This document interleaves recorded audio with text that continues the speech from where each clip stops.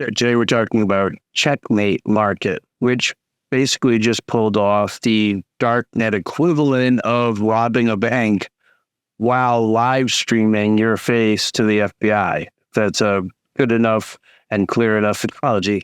Hugbunter banned them from Dread permanently after discovering they were actually loading CSS and assets through Google and Cloudflare servers, which definitely demonstrates a fundamental misunderstanding of darknet operational security in general and creating multiple attack vectors for basically anyone with the resources to be able to exploit them.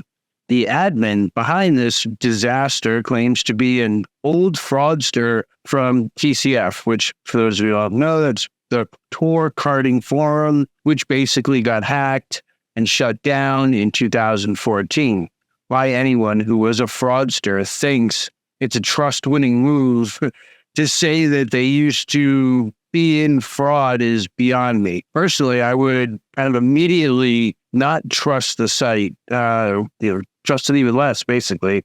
Bad enough that most darknet market admins actually to rob the people that actually make them the money in the first place. Of course, he provides no actual signed messages for the TCF citation that he gives and no real proof of any of the other claims.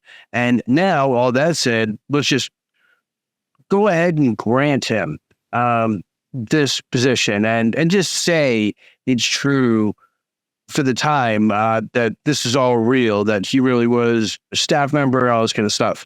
It actually makes his position worse, right? Like, that's because somehow this supposed veteran doesn't actually understand why routing darknet traffic through the Clearnet would be a problem. It just might be an issue. Like people who actually brag about being around since Silk Road or Alpha Bay or any legacy markets are really kind of undermining their own security and credibility. These claims are absolutely unverified 99% of the time.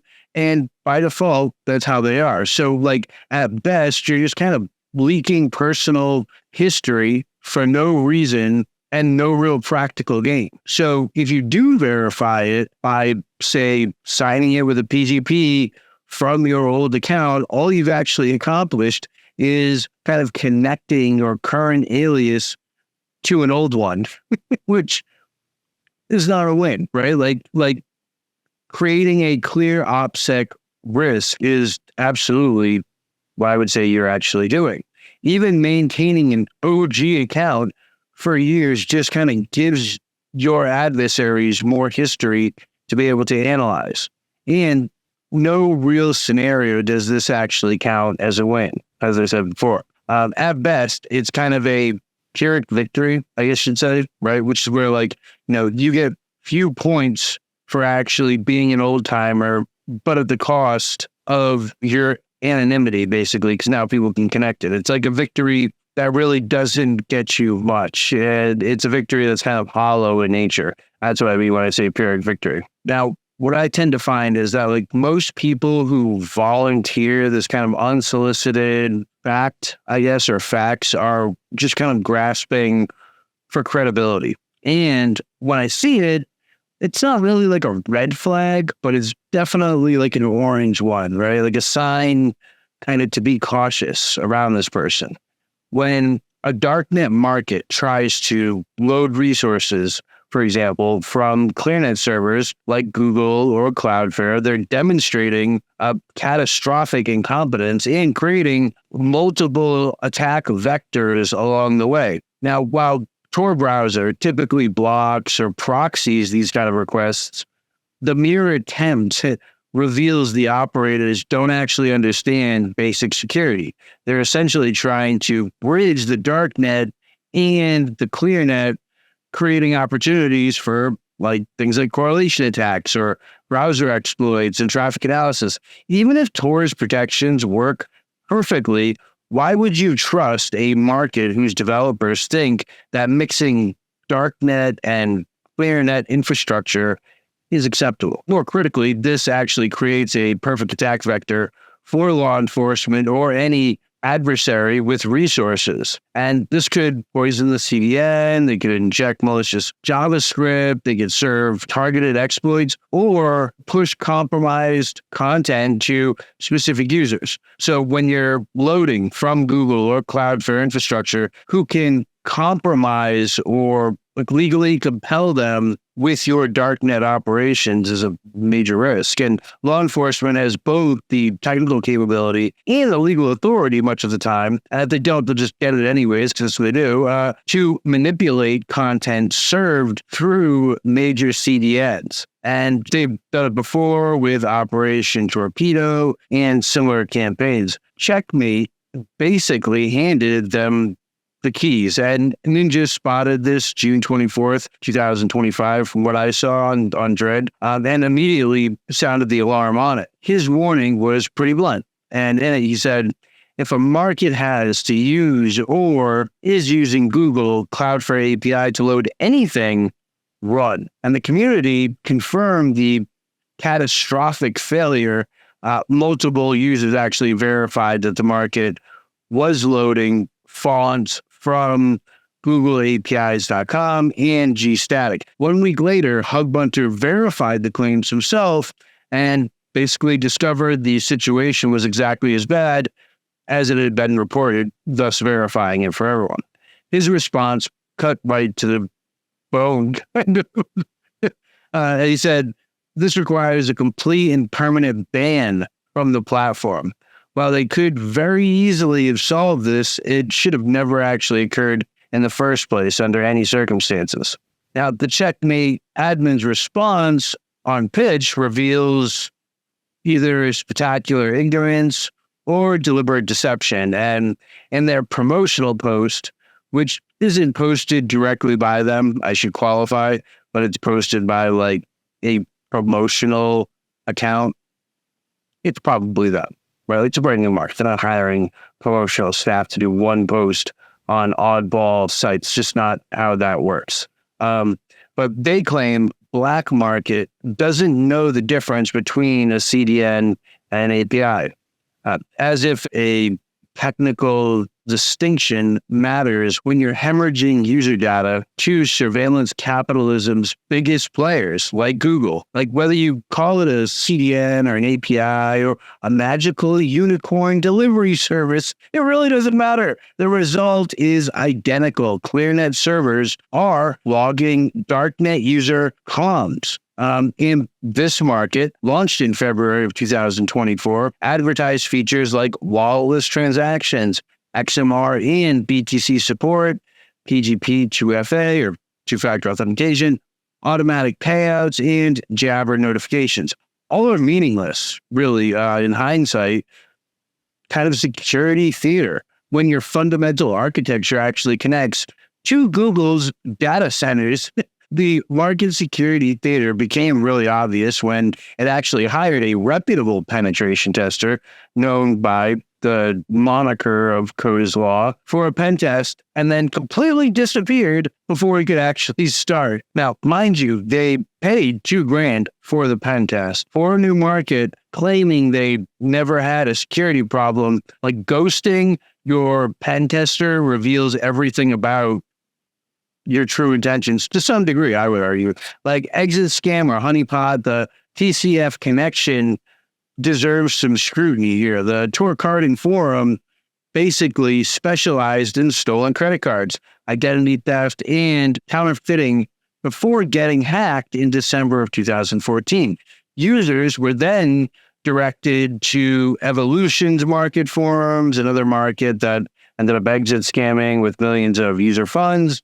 And the pattern here kind of suggests either breathtaking incompetence passed down through generations of darknet operators or something more sinister. Like consider the possibility a market admin with supposed decades of experience doesn't know basic OPSEC. Like a platform that claims to never have had a security problem while actually and actively compromising every user who visits.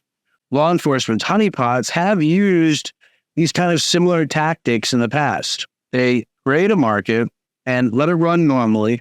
Hugbunter's ban message included one particularly damning line that said, "I didn't dig any further, but I can imagine this is not the worst of it." When the administrator of dread, someone who's seen almost every scam, every exit strategy, and security failure in relative recent darknet market history, says the surface level problems are probably just the beginning, you should probably listen. The guy's got some experience, right? Checkmate will probably keep running because there's always someone desperate or stupid enough to use compromised markets, but their permanent ban from Dread means they're cut off from the darknet's primary communication hub that actually exists. And without Dread access, they can't respond to criticism or recruit vendors or maintain the illusion of legitimacy. The broader lesson here extends beyond one failed market and, shows us that the darknet ecosystem depends on competent operators who actually understand that security isn't just like some feature that you add on later. It is, in fact, the foundational thing that you should be building on from the start. It's like your house. When your house have a solid foundation, you're not going to build it in sand, right?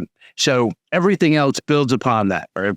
When markets fail at basic operational security while claiming decades of experience, it reveals either staggering incompetence or active malice. And neither option should inspire confidence, right? Like either users who access Checkmate Market should assume their operational security is at risk, while Tor browser protections do likely prevent direct IP exposure. You visited a market run by people who thought loading Google and Cloudflare resources was something that was acceptable. Like, what other security fundamentals did they actually ignore or miss? What other Clearnet services did they integrate that Hugbunter, for example, didn't find? The darknet basically survived Silk Road fall, Alpha Bay seizures, and countless exit scams and seizures because the community actually learned from each failure. Checkmate Market represents a new category of threat. Operators so incompetent that they compromise users through sheer stupidity, or honeypots that are just so brazen, they don't even try to hide surveillance infrastructure that actually exists and is built into their infra. There is no place to compromise an OPSEC when it comes to darknet markets. Like in the darknet ecosystem, for operators who treat users' anonymity as a kind of afterthought, remember, your operational security is only as strong as the weakest link in your chain. And when a market loads resources from Google and Cloudflare, they basically replace that chain with dental floss. At the end of the day, if you screw up your OPSEC on a market, people might go away for the rest of their lives. So we can make fun of it all we want, but it is a serious thing to take note of.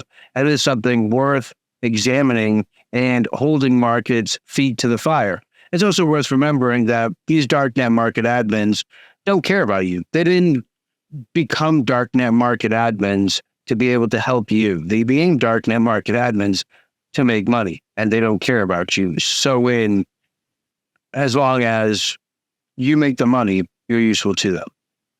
Something to keep in mind when you're browsing on them. In any case, thank you for watching to the end. And as always, I'll see you in the next video.